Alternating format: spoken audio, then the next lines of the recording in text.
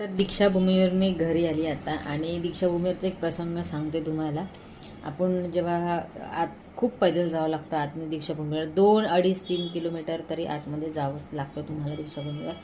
तर आपले पाय सुजतात, पाय दुखतात, सगळं होते हे तुम्हाला माहीत आहे. पण मी एक अशी आजी बघितली होती, कमीत कमी 90 वर्षाची असेल ती आजी आणि पूर्ण कुबडं निघालेलं होतं खाली वाकून.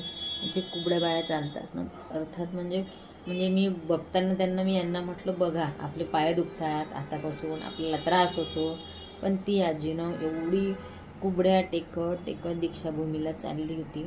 मला खरंच कमाल वाटलं. आणि काही काही लोकांच्या पायामध्ये चपला पण नाही राहतात आणि सगळे बाहेरगावून लोक येतात आणि इतके कोणाच्या पायाला लागलेलं असतं तरी जे नित्यनेम असतो न चुकता येणारे लोक ते बघून तुमचे पाय दुखणं पण बंद होतात, सगळं बंद होतात.